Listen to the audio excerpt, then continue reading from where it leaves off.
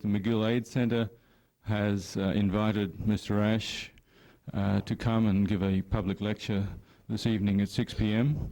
And I'd now like to ask Dr. Mark Weinberg, who's the director of the McGill Aid Centre, to say a few words of introduction. Thank you, Mark. Bon, merci beaucoup. Mesdames, Messieurs, ça nous fait énormément plaisir, évidemment, de vous présenter M. Arthur Ashe ce soir. Comme vous savez tous, M.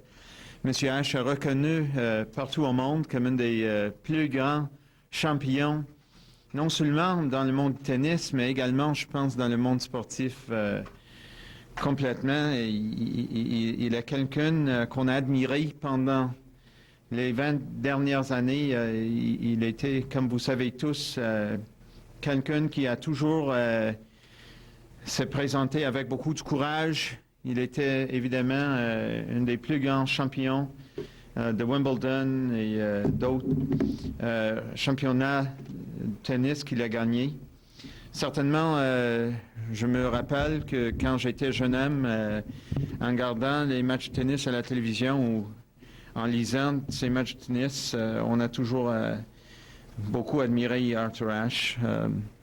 Ladies and gentlemen, it's really a great honor for the McGill Aid Center to welcome Arthur Ashe here this evening. I think, as you all know, Arthur Ashe was an outstanding athlete, a true champion, not only in the world of tennis, where he excelled, as you can all read in the newspapers, but I think as long as I've been reading about Arthur Ashe, he also excelled as a person in terms of the immense courage that he has displayed on many occasions, not only with regard to the current situation, unfortunate as it is, with regard to HIV and AIDS, but really throughout his career. And I think, since you are here to listen to Arthur Ashe and not to listen to me, without further ado, let me present Arthur Ashe.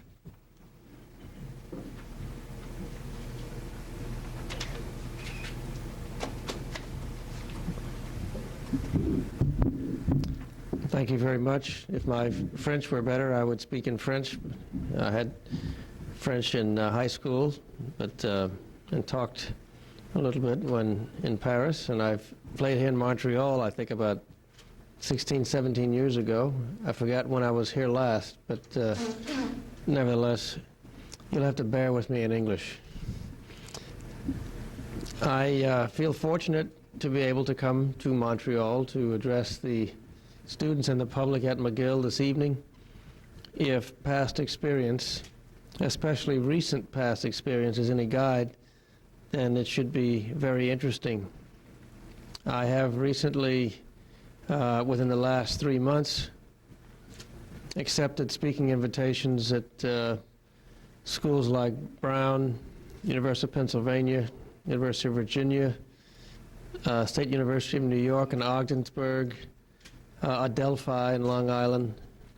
I was here in Canada 2 weeks ago for the Queensway Hospital in Toronto, so it's been quite interesting.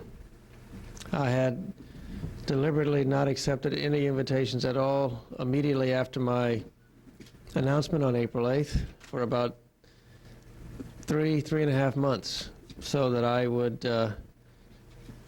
be able to further educate myself to give the right answers to just about any question that popped up from the standpoint of a layman. So with that as a little bit of a background, if you have any questions, I'll try to answer them.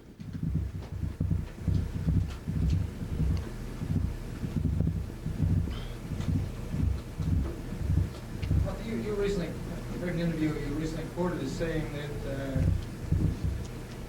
me see if I get this right, that you think everybody should do something that will get them arrested at some point. Oh, yes, that's correct, yes. Do you care to elaborate on that? Oh, yes, I think there are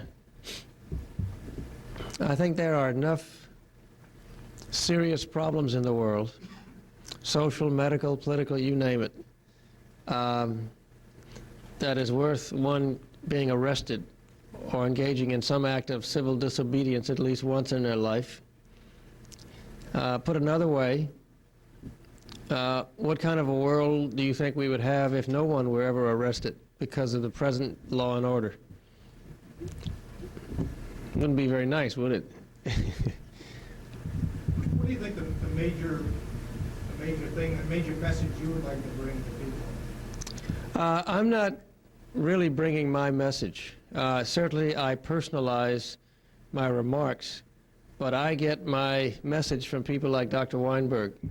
I make no claims, nor do I ever posit myself as an expert. I'm a layman who's very well informed, and I assume that certainly in the high-risk groups, the groups that people like experts like Dr. Weinberg and others think are vulnerable or at risk or high risk, I can possibly reach them better than he can.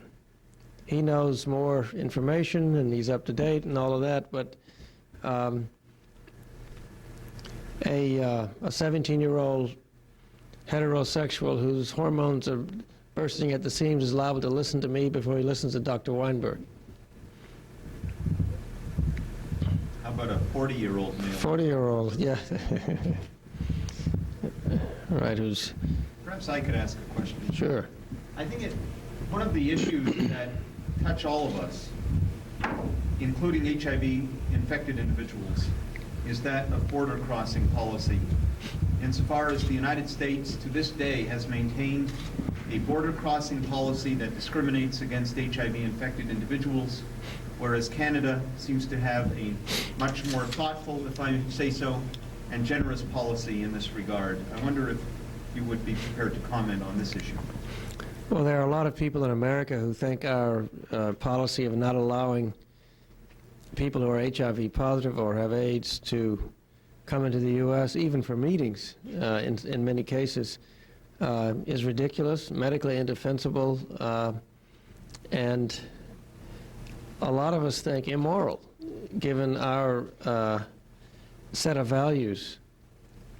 Most of you know the International AIDS Conference this year held in Amsterdam, the Netherlands, was originally planned for Boston, but many of the participants were HIV positive or have AIDS, and they could not get in, so the conference had to be moved to Amsterdam. I feel fairly confident that on or around January 20th, when Bill Clinton takes office, that will change. That would lead to the next question. I mean, do you think that the Bush administration did enough? I think just my layman's feeling that the Bush administration bowed to sentiments expressed by people like Senator Jesse Helms, who expresses Neanderthal views on a lot of things, not just AIDS. But he is one of our most prominent Republican senators.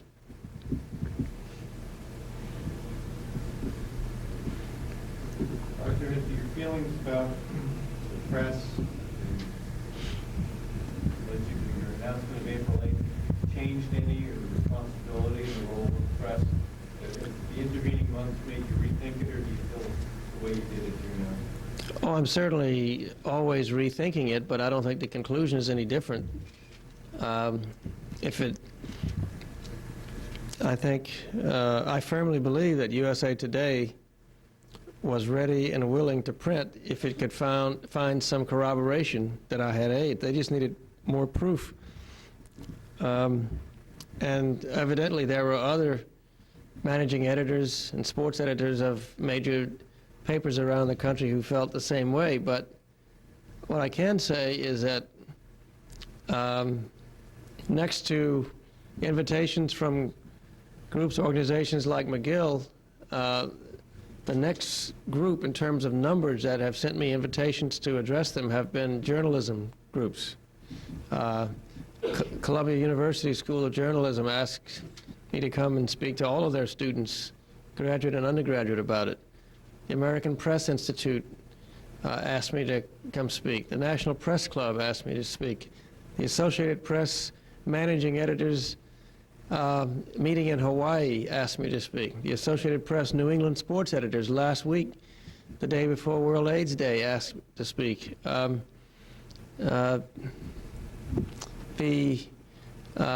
The scrutiny, the self-searching by the journalism community in America, at least, I feel on this issue has come about partly because of my case, and to the extent that they are earnestly taking another look at their own standards for publishing this or that, then I think some good has come out of it.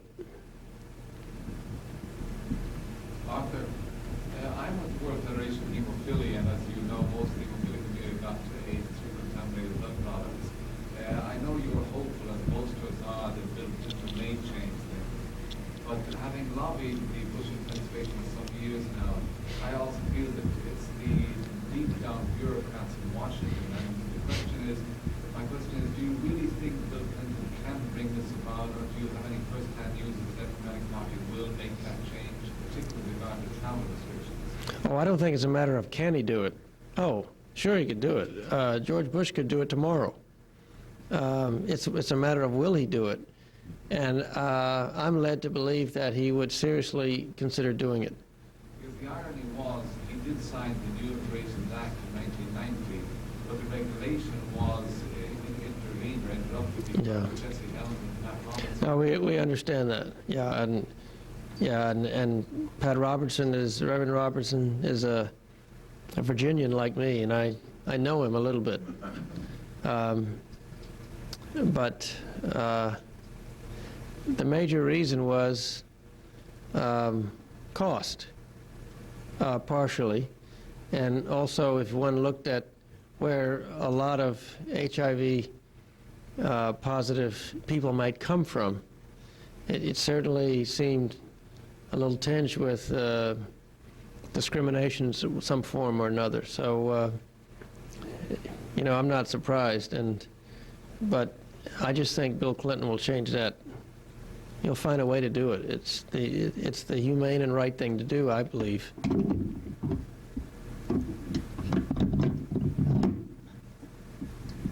It's there. Walter, how is your health now? I mean, you had another heart attack recently?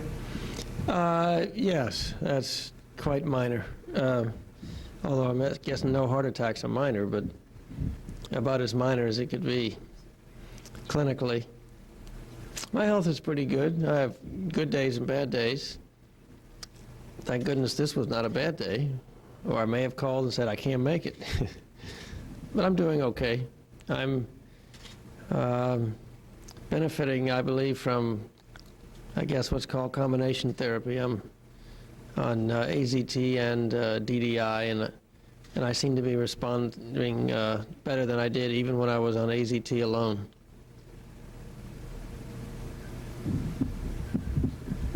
I wonder if I could ask perhaps one more question.